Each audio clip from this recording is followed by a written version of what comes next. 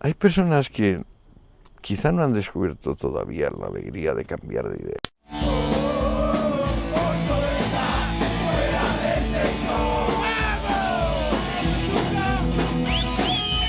En el año 1904 se establece se empieza a discutir en el año 1902 la ley de residencia. Es decir, la ley de residencia decía que a todo elemento anarquista se lo expulsaba del país. Todo dirigente de ideas antiargentinas, como se decía, será expulsado a su país de origen.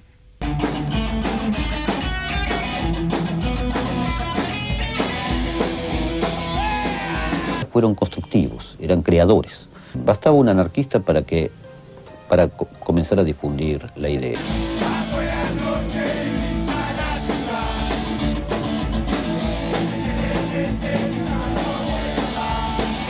Lo primero que hacían dos compañeros cuando llegaban a un lado es tratar de organizar una imprenta, imprimir.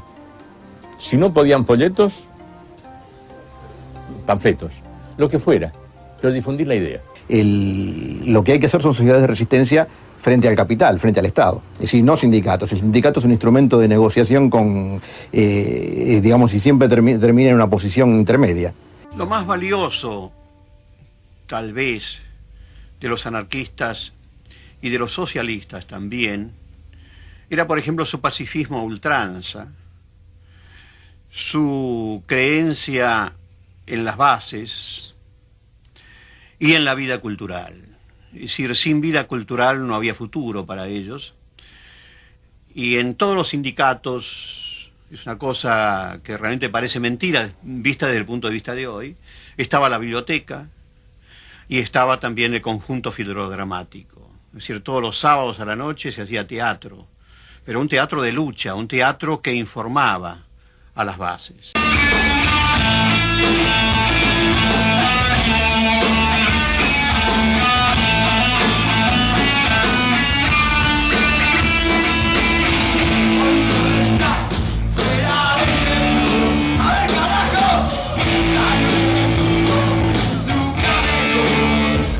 Todos somos iguales, no hay fronteras.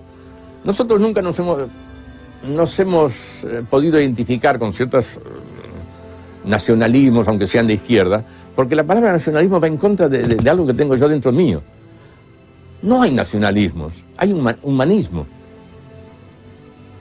El hombre boliviano, europeo, polaco, argentino o criollo, somos todos iguales.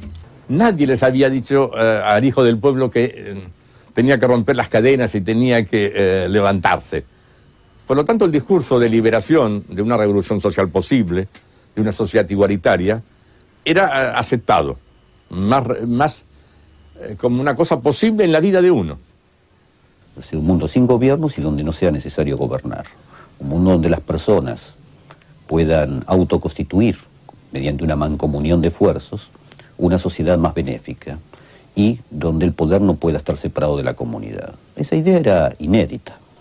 Se pueden encontrar antecedentes antes en la historia del mundo, no solamente en Occidente, también en otros lugares, pero la verdad es que la radicalidad de la idea y la simpleza de la idea es notable. En Argentina y Uruguay se necesita mano de obra. Los recién llegados se emplean en los trabajos más duros. A partir del lugar de trabajo, comienzan a organizarse y a transformar la sociedad que los ha recibido. ¿Cómo fue luchando por las 8 horas de trabajo? ¿Cómo tomó las palabras de los 5 mártires de Chicago y lo llevaron a cabo? El movimiento obrero en el Plata nació y creció libertario. Era un sindicalismo muy abarcativo. Tan pronto organizaba una huelga como organizaba una campaña contra el alcoholismo, por ejemplo. En todos los sindicatos había una biblioteca, se daban cursos. Yo alcancé en 1929 a seguir. Mi primer curso de español fue un curso dado para obreros en el sindicato Panaderos. Ya los panaderos en 1895 consiguieron las 8 horas de trabajo. Y así fueron gremio tras gremio consiguiendo esas 8 horas, hasta, bueno, los metalúrgicos en 1919, en la famosa Semana Trágica, trabajaban 10 horas todavía los metalúrgicos. La finalidad última de cualquier organización anarquista es un mundo libre. Que apenas producida el comienzo de la guerra civil, en Barcelona, dominada por los anarquistas, dejó de darse propina a los mozos. Los mozos rechazaron la propina porque era una limosna que se les daba, no que la gente les dejara limosna. Eso es algo impensable hoy en día. Se pensaba muy a menudo que las mujeres tenían una concepción conservadora y que estaban ubicadas en un destino bastante tradicional, que iban a ser influenciadas por curas, por obispos, por matrices conservadoras. Entonces el anarquismo se imponía una tarea de esclarecimiento con las mujeres. Juana tuvo en los años 20 una publicación que se llamó Nuestra Tribuna, otra es Virginia Volte. O el hecho de que la ministra de Salud del gobierno republicano era una anarquista, Federica Montseny, y que en mayo de 1937 permitió por primera vez en la historia del mundo la interrupción del embarazo en hospitales públicos. Que nos quiere hacer una reflexión sobre el aborto, que no es un tema del que en España se hable demasiado, de hecho no se habla, pero como sabéis en Argentina es un asunto candente. Para mí no es tan filosófico, nos están faltando datos estadísticos. O sea, tendríamos que tener las estadísticas en los países donde el aborto no es tan penado como acá, qué ha sucedido con los crímenes durante esos años que ha sido legal. O sea, ¿a qué me refiero? Que ¿cuál es el nivel de violencia ejercido, ¿no?, durante años en los crímenes? Y eso descendió. ¿Por qué digo esto? Porque si bien los crímenes muy, muy graves siempre llevan como secuela algún trato desde chico que han sido evidenciados por muchas personas que han realizado esos crímenes, acá la gente que dice que va por las dos vidas son personas que se nota que no han podido charlar con nadie, con alguna persona, mejor dicho, que no valore la vida del otro, porque desde joven no ha recibido la atención, el cariño, etcétera, lo que fuere. O sea, lo amo, no sé. ¿Vos tenés, el por qué es tu único hijo, o tenés más hijos? No, yo tengo 3 nenes más. Una de 6, uno de 5 y una bebé de 9 meses. ¿Te da miedo el polaquito? No. Yo tenerle miedo, no. Te vi filmado fumando. ¡Ah! El video allá de la villa. Yo fumo porro. Y con merca, nevado. ¿Puedo manejar? Vale que sí. En el puente nada, me la choreé yo a la moto. Y a ese lo agarraron de onda. Porque estaba aburrido. El aburrimiento sería una forma de infelicidad, pero no muy aguda, ¿no? No. Quizá la forma más aguda de infelicidad que conocen los niños. Mamá me aburro, papá me aburro. Ahí es donde más puedes coger un aburrimiento... Crónico. Un aburrimiento como una broca de dentista, o sea, como que realmente es muy urgente y que puedes decir que es muy infeliz. Yo creo que según nos vamos haciendo mayores, vamos soportando más cargas de aburrimiento, sobre todo cuando tenemos que estar con personas que no nos apetece. Yo creo que no me he aburrido nunca solo. Quedan claro de que a veces no las posibilidades o las carencias te llevan a no poderle dedicar el tiempo necesario y muchas veces las personas que le falta esa atención desde pequeños les cuesta valorar la vida ajena y esa evidencia la estamos tirando abajo la alfombra porque no sé si es un tema que puede tomarse como racista estudiar este tipo de cosas, pero me parece que la evidencia de que nos está faltando números para valorar este tipo de consecuencias se puede ver inclusive hasta en las muertes de suicidio, donde no hay estadísticas de qué drogas legales se consumieron meses antes de realizar el acto. Así que bueno, espero que sea otra idea, que no la vengo escuchando y realmente en mi entorno la mayoría de las personas que he visto que no han valorado la vida ajena han tenido muchos problemas desde chicos y bueno, inclusive no tenerle miedo a la muerte muchas veces creo que es algo que se aprende desde chico. No tengo miedo a nada. ¿Eso qué es la policía? Sí, ¿Por qué? por el ruido. ¿Pero no tenés miedo de ir preso? No tengo miedo. ¿Por qué no? ¿Por qué no? No tengo. ¿Y qué pasa cuando te meten preso? Nada. ¿Qué va a pasar? No sé, ¿qué pasa? Te tienen en un reformatorio y fue ahorita a las 8. Pero no te puede ir a liberar te tiene que ir a liberar tu papá. Mi papá está reencana ¿Vas a volver a la escuela? y se pinta así. Bueno, él tiene 11 años, yo lo tuve a los 18, o sea, el primer año de vida de él me mantuvo mi mamá, mi papá y mi hermana la más grande. Después, cuando él ya cumplió el año, pasado el año, yo me puse a trabajar, laburé así en la calle sola hasta que él tenía casi 3 años. Y sí, porque él usaba pañales todavía. Usó hasta los casi 4 años pañales. Ah, mira. Un presupuesto por aquí con eso. Bueno, yo cartoneé así sola con mi tía hasta que él cumplió los 3 años. Después la tía de él, Eddie, ella era la que empezó con el coso de los cartoneros, el movimiento. O sea que se empezó a poner, o sea que nos daban un sueldo por mes. Entonces ella me anotó para ir a trabajar y empecé a cartonear así de noche. O sea, íbamos a las 5 de la tarde y llegábamos a las 12. ¿Eso ya en la capital o en la No, ya en capital. ¿Y el sueldo te lo pagaba quién? El gobierno. Yo los 8.300 que lo cobro, yo no me traigo el reciclado a mi casa. O sea, los que están a la noche en Campana, ellos traen el reciclado al galpón donde estamos con él y yo clasifico los que ellos traen. Está bien, pero una parte de eso, de la ganancia que sale de ese reciclado... Sí, después se cobra un agrega. plus. Después tenemos un plus a fin de mes. Bueno, y entonces vos empezaste a trabajar en todo eso y por aquí te iba el papá. No, el papá está preso. ¿Y está preso por qué? Por robo. ¿Y estuvo preso toda la vida el polaquito? Cayó desde que él tiene 10 meses, después salió cuando él, 2 meses antes que él cumpla los 9 años, y tuvo 7 meses y cayó preso de vuelta. ¿Y a vos tenés para decirle, che, boludo, ¿puedes dejarte jorobar que sos el papá de este nene? ¿Por qué vas a caer en cana de nuevo o no hay un momento que no hay manera? No hay manera. Son formas de vivir. Y él es así. Yo igual ya no estaba con él. ¿Y vos eso lo juzgás o lo aceptás porque así es la vida?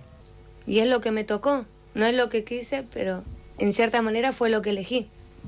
¿Y en alguna vez decís, pucha, qué macana, me enamoré de un tipo así? O bueno, es el amor y es el amor. Y sí. Es el amor. De lo que dijo el polaquito en la nota. Que robó, sí, yo lo fui a buscar 3 veces por robar bicicleta. ¿Lo fuiste a buscar 3 veces dónde? A la comisaría. Que sí, él tiene problemas de adicciones, sí. Yo lo dije, por eso fue muchos los motivos que yo había pedido en su momento una internación. Pues claro, no, eso no cambia los efectos de las drogas. O sea, la droga, digamos, tiene unos efectos primarios y secundarios dependiendo de las dosis y dependiendo de cada una.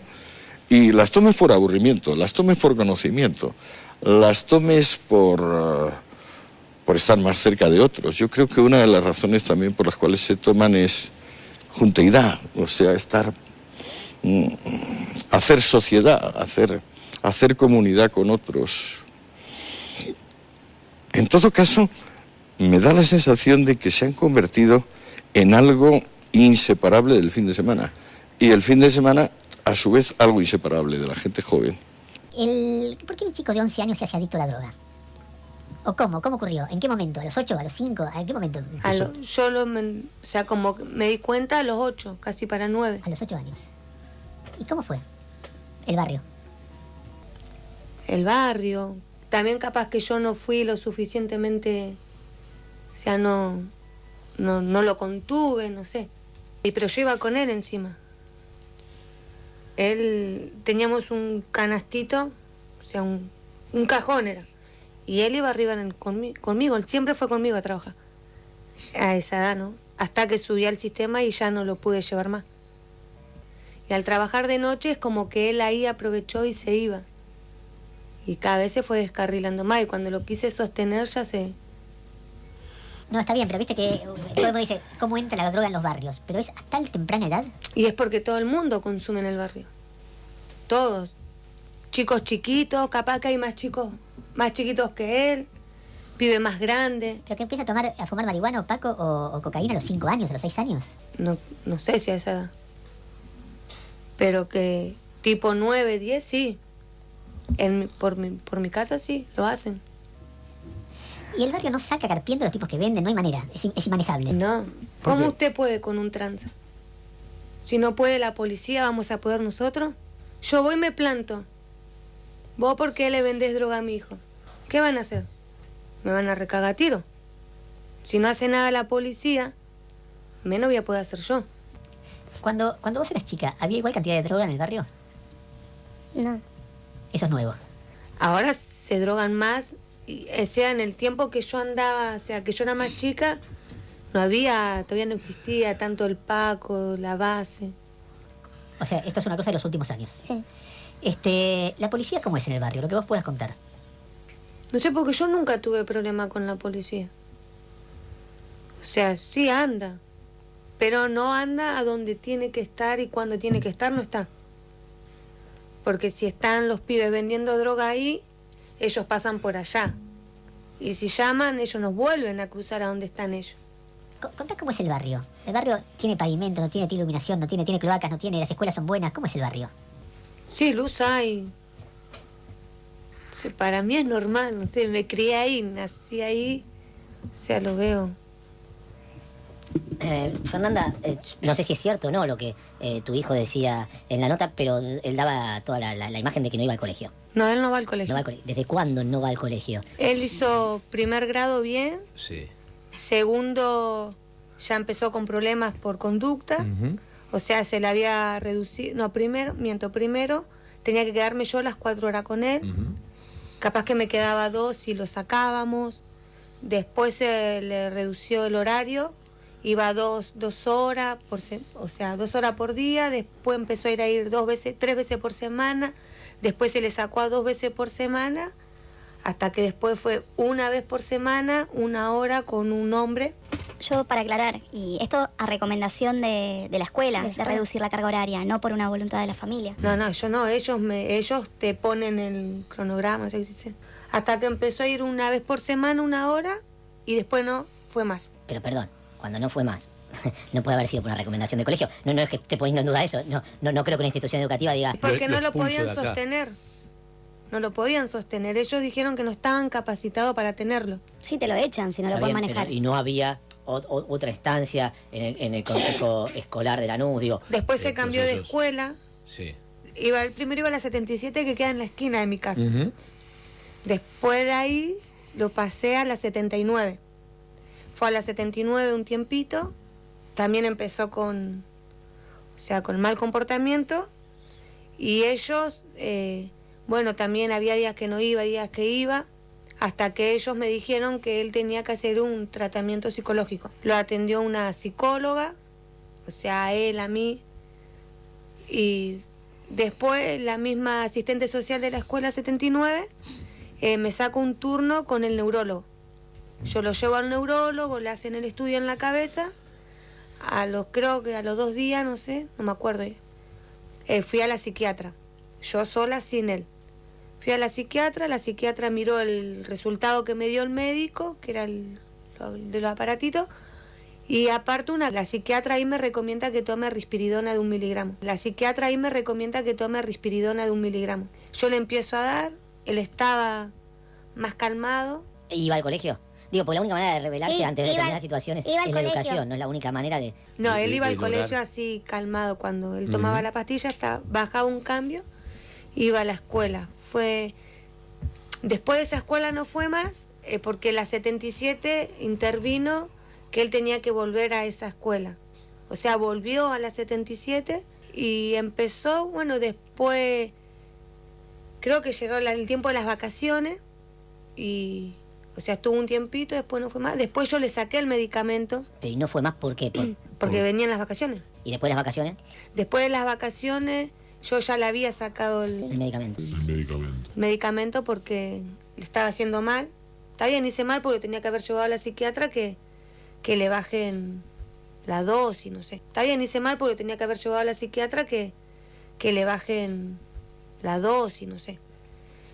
Pero yo no lo veía bien. Yo tuve un hijo, está bien, más allá de que sea terrible o tenga mala conducta, un chico normal. Y él no estaba normal, él se babiaba. Y él no estaba normal, él se babiaba. Tema educativo. Por el medicamento se babiaba. Se babiaba, se hacía encima. Se babiaba, se hacía encima. Yo no puedo ir a la escuela y decirle, vos lo dejás a mi hijo ahí, porque ¿cómo voy a quedar? La madre vino violenta a obligarme a que su hijo esté escolarizado. Ahora pasa muchos casos que las madres le pegan a las maestras. Y si ya van a decir, no, está bien hacerme quilombo, yo no puedo obligar a una escuela que lo acepte. Y después uno conoce a los políticos y el corazón es algo que no siempre tienen. Claro, por eso. Es decir, los que conducen todo ese aparato, en lugar de estar pensando en las elecciones, estar pensando obsesivamente, bueno, ¿dónde están los problemas más graves? ¿Cómo operar? ¿Cómo...? Te aseguro que para un montón de compañeros la discusión no es si va a poder tener estudios secundarios, universitarios, es que no se me muera, que no se me meta en la droga, que consiga un laburo aunque sea.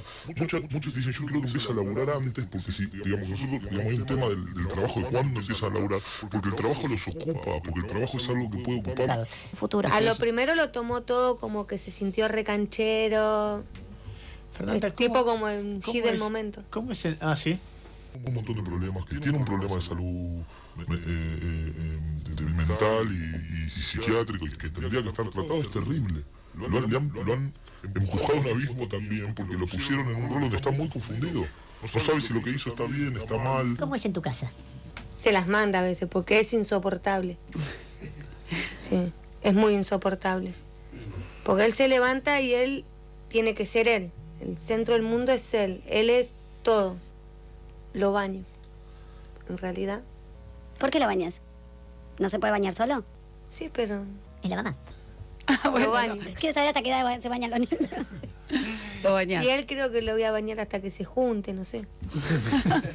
Yo lo baño. Ayer contabas, ¿qué canal de tele ve? Ah, mira Disney Junior, él. Y bueno, lo baño, se cambia, se toma un café con leche, o si no, le hago algo para comer, porque tipo 10:30, 10 de la mañana yo voy allá para lo de mi mamá para venirme a trabajar. Lo baño, lo cambio, se le hace una milanesa, se le hace una salchicha, comemos y nos vamos. Y queda en lo de mi mamá.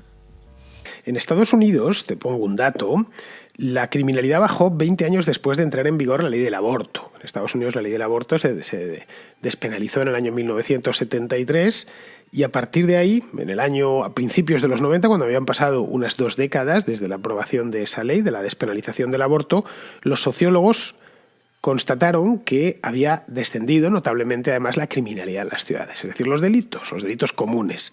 Los sociólogos evidentemente lo constataron y se pusieron a estudiar las razones, estudiaron este fenómeno y establecieron una correlación entre un hecho y otro. Es decir, la despenalización del aborto en el 73 y la caída en las tasas de criminalidad a principios de los años 90. ¿Por qué?, te preguntarás. Bueno, pues habida cuenta de que la mayor parte de delincuentes provenían de barrios bajos y de familias desestructuradas, pues el aborto se extendió rápidamente precisamente en esas barriadas. Es decir, se impidió que naciesen muchos niños que posteriormente se hubiesen dedicado a la delincuencia. Esta fue la conclusión a la que muchos sociólogos llegaron. Y se ha hablado muchas veces de cómo la ley del aborto tuvo como efecto no deseado, aunque bienvenido obviamente, que la ley de aborto en Estados Unidos que descendiese la criminalidad. Muchos economistas también lo han tratado, ¿no? En fin, yo creo que si la miramos de una manera, de nuevo, desapasionada, vemos que es bastante razonable. ¿Y los otros 3 chicos cómo están? Bien. El nene de 5 vive con su papá. Ajá, que no es el mismo que... No, porque no viviría en un penal. Yo tengo 4 chicos. Él y las 2 nenas viven conmigo. ¿Vos crees que los otros 2 chicos van a dar derechos? ¿Van a meterse en un lío? No, porque no estoy cometiendo los mismos errores que cometí con él. ¿Y de qué te echas la culpa? O sea, al dejarlo solo. Sé que no lo dejé solo para irme por ahí, sino que yo lo dejaba para irme a trabajar, pero era en un horario de que él se fue yendo. ¿Y vos cómo te criaste? ¿Qué hacían tus viejos? Siempre viviste en el barrio, dijiste. Sí, siempre. ¿Y qué hacían? ¿Qué hacen tus viejos? ¿A qué se dedican? ¿Qué laburaban? Mi mamá no trabaja. Mi papá trabajó siempre, toda su vida. Cuando nosotros éramos más chicos, él se iba a trabajar hacia afuera al campo Y después, o sea, terminaba su trabajo, venía, traía la plata, se quedaba y a veces se iba de vuelta a trabajar afuera o si no trabajaba por ahí por mi casa, pero siempre trabajó. ¿Y cuántos eran en tu casa? ¿Cuántos hermanos? Hermanos somos 10. Uno falleció hace poquito el año pasado. 10 hermanos criaron. Y todos son gente de laburo. Casi todos. Algunos. Vos sola. Las 3 mujeres más grandes, pues las 3 mujeres más grandes sí trabajamos. No hay clínica psiquiátrica para chicos de esa edad. Sí, pero él no está loco para internar en una clínica psiquiátrica. No hay un centro de rehabilitación para chicos de 11 años. Son a partir de los 16, creo, algo así. O sea que vos te gustaría que si hubiera un centro de rehabilitación para esa edad, lo incorpore a él. Eso es lo que Sí. vos ves como el principal problema que tiene él es la adicción o la recurrencia a consumir Paco y esas cosas. No, el Paco no consume. Pegamento. Pegamento, marihuana. Marihuana. Cuando consume marihuana, ¿se pone mal? ¿Cómo vos lo ves mal? ¿Qué? Y es que yo no lo veo. Porque si lo hace antes que yo venga. Póngale, cuando yo fui pedí la internación. Ellos te dicen, mira, en Ezeiza no te lo puedo poner porque tu chico consume. Al consumir después ellos, la abstinencia se ponen agresivos y él me puede lastimar a alguno de los otros nenes que capaz que están solo por conducta, o sea, por mala conducta, o porque los padres trabajan y prefieren tenerlo ahí antes que los chicos se le vayan para la calle. No lo pueden poner ahí. Dice, si te lo pongo en un centro de rehabilitación para chicos adictos, son chicos mayores y correría riesgo él. Y entonces, ¿a dónde hay? No dice, hay un lugar de chicos de 11 años. Él representa a una cultura chorra. Él, en la conversación que teníamos... Tercera generación. Pero hay una cultura, Willy, en cuanto a que él me hablaba de ídolos que él tenía. Él me decía, yo soy el nuevo Petty. Petty es un chico de Lanús que estaba acusado de 10 asesinatos y lo mataron el año pasado, lo mató una banda rival. Él no me decía, yo quiero ser el nuevo Leo Messi. Él me decía, yo soy el nuevo Petty. Y lo que me decían en la zona también es que estos chicos roban, suben las fotos al Facebook con las armas y después a las chicas de la zona las atrae más los chicos que son los que se la aguantan, los que tienen un par de crímenes encima. Hablaba también de Maxi Turrón, que es otro chico que se hizo famoso en la zona porque mató a un policía federal, acaba de ser condenado por eso.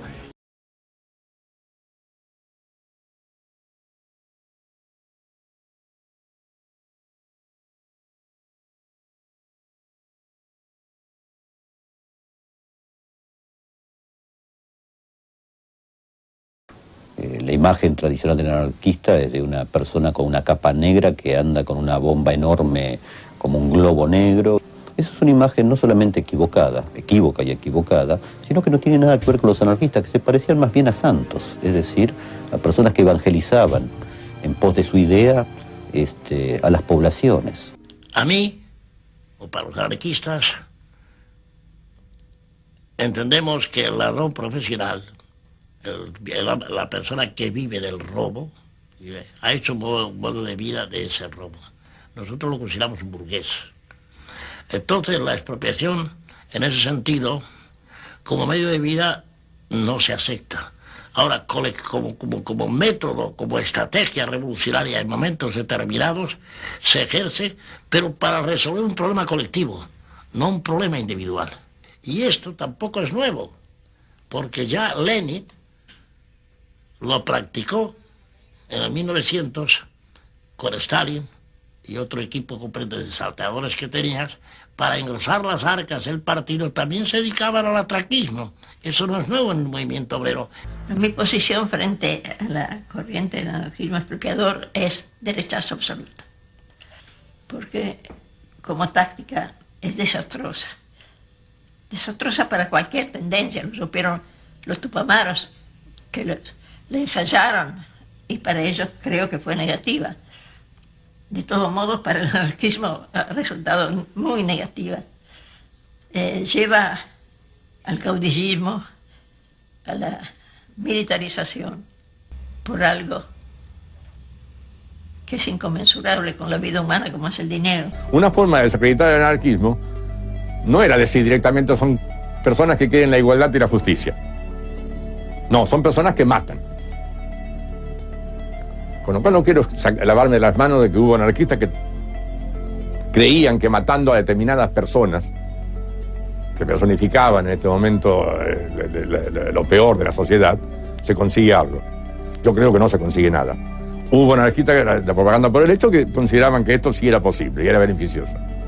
Pero no fue el núcleo del sindicalismo. Fueron, no sé cuántas habrán, 100, 200 en toda la historia de... Nosotros sufrimos la violencia. El anarquismo nunca ha sido un movimiento violento, en el sentido de imponer su violencia. Es increíble cómo fue luchando por las 8 horas de trabajo, cómo tomó las palabras de los 5 mártires de Chicago y lo llevaron a cabo. Ya los panaderos en 1895 consiguieron las 8 horas de trabajo. Y así fueron.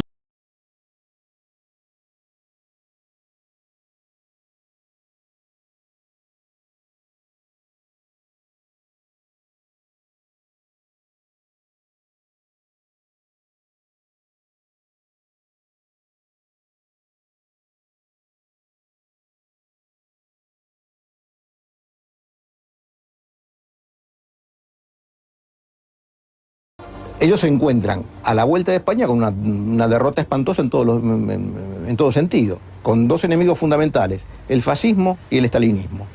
Y ellos llegan acá y se encuentran con Perón, prácticamente.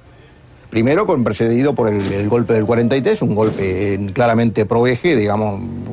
Para ellos no había ninguna duda de lo que era eso, digamos. Para ellos era el fascismo que se venía acá con tintes populistas y quizás terriblemente estalinistas, digamos, ¿no? Una mezcla espantosa. Es decir, yo no sé qué hubiera pensado si hubiera sido de esos contingentes o de la gente que luchó y apoyó la Revolución Española acá en la Argentina y se encuentran con el ascenso del peronismo. Y hay un problema de no saber cómo solucionar el problema de la absorción de las masas del interior que llegan adictas a Perón. Hay presos anarquistas durante la época peronista, por supuesto. Los sindicatos autónomos y muchos se resisten a la regimentación que ellos llamaban del peronismo. Como el fascismo terminó con el gran movimiento de masas anarquistas que había en Italia, sino también acá como coletazo en la Argentina, con esa década infame que tuvimos nosotros justamente de gran persecución. En el año 46 llega el peronismo, comienza el poder peronista en los sindicatos, ya comienza la denominada nueva clase. La denominada nueva clase son la gente del interior que llega y que no tiene ningún sentido del sindicalismo, donde las leyes venían ya oficialmente desde el gobierno y no de la lucha de abajo. Y es cuando se cambia aquellas hermosas canciones, Hijos del Pueblo te oprimen cadenas, o La Internacional, se cambia por Perón, Perón, qué grande sos, mi general, ¿cuánto vales? Es una incomprensión terrible que llega a que en el 55 hay sectores del anarquismo que apoyan a la Revolución Libertadora e inclusive grupos, individualidades que apoyan a la intervención en los sindicatos, e intervienen en los sindicatos personalmente. Eso es grave, es muy grave, porque en realidad es digamos, no tener claro bien quién es el enemigo principal, ¿no? Llegar a Montevideo era otra cosa, mucho más cálida. Mi madre, sobre todo, lo sintió mucho. Me dijo, me parece haber vuelto a Roma, cuando el primer día de nuestra llegada. Lo que más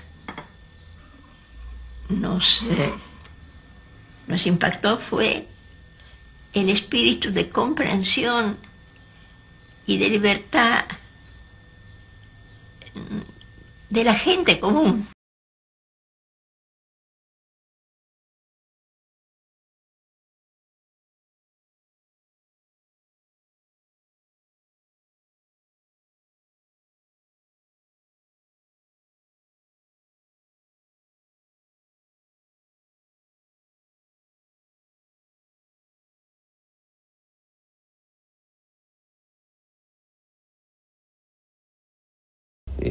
Lo que gustaba de los anarquistas no es tanto su supuesta violencia, sino sus demandas. Y sus demandas eran de traer el cielo en la tierra ya.